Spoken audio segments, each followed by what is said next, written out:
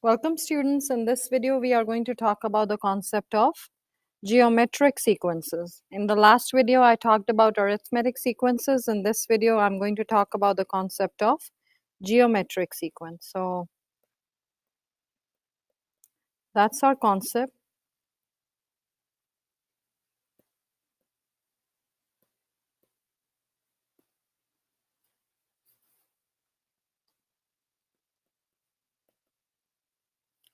All right, I guess I'm done sharing my drawing skills and writing skills with you. I will erase this page and I will start with the basic definition of a geometric sequence.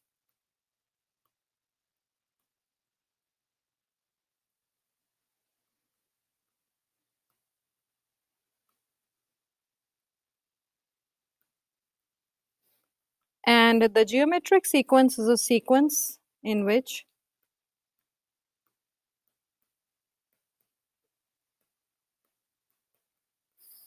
each term is found by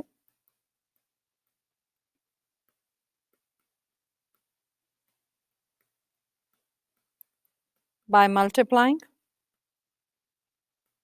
or dividing, we can say also, or you can think that multiplying is also, dividing is also multiplying by a fraction. So sequence in which every term is found, in which each term is found by multiplying or dividing the previous term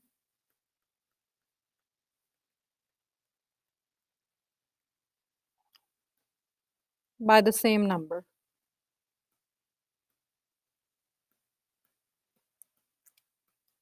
So let us take a look at an example of geometric sequence. So we have numbers 1, 2, 4, 8, 16, 32, 64, 128, so on. So what is happening here? What am I multiplying it by to get the next number? So if you take a minute and study it carefully, you will see that every term is being multiplied by 2 in order to get to the next term. So 2 times 2 is 4. So basically it's doubling up or exponentially, increasing. And there goes the idea of exponential functions also. So all geometric sequences give you an idea about the exponential growth or decay, and all arithmetic sequences give you an idea about linear growth or decay. So here we are multiplying by this number -2, and that this common number that you're multiplying by is called the common ratio R, and for this question the R is 2, and R stands for the common ratio. Like we had common difference in arithmetic. This is common ratio here. All right, we will now just get rid of this. This was just the basic example. We will look at more in on the next page. So basically the general form of the series geometric will be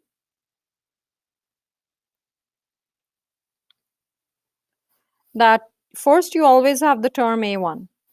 Then you get the next term by multiplying this previous term by R. So you get your second term by multiplying A1 by R just once. Then you get your next term by multiplying A1 by R twice.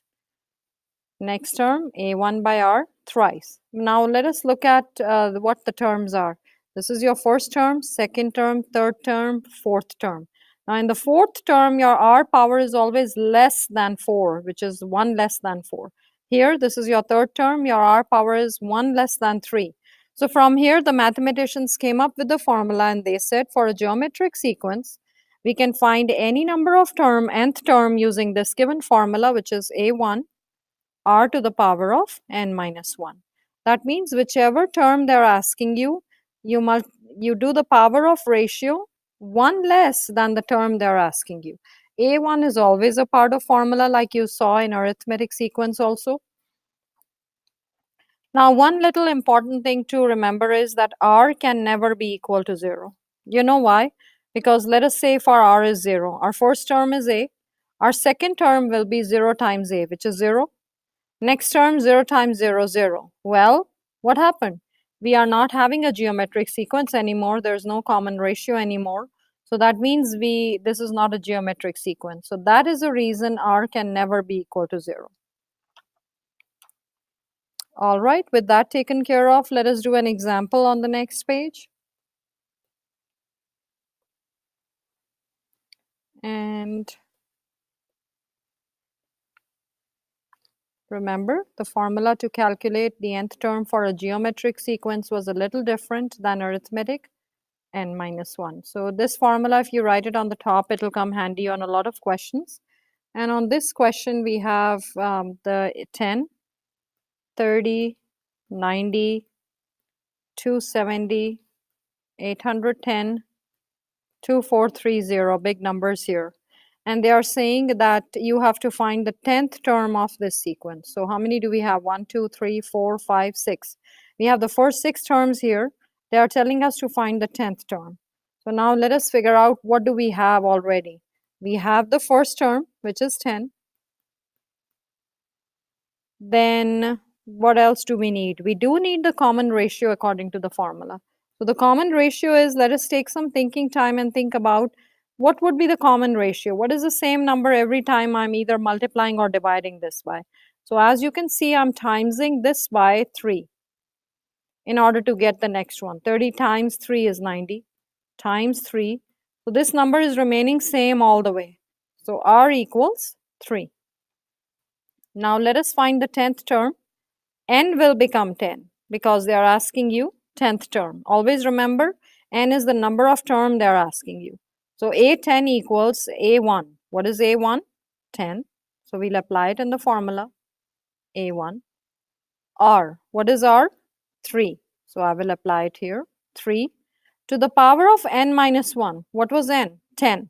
10 minus 1, which is 9. So that's how we'll get the answer for the 10th term.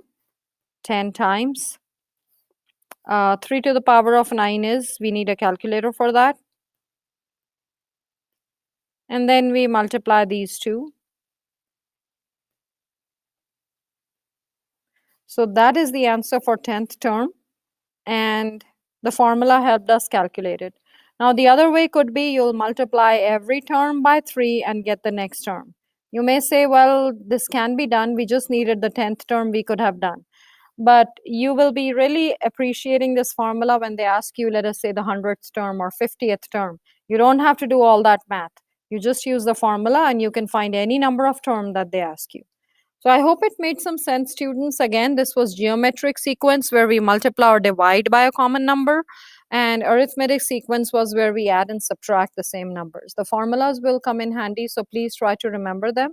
And I hope I made some sense in this video. If you find a mistake, please feel free to share. Like, share, subscribe. I'll see you in my next video. Thanks for watching. Bye.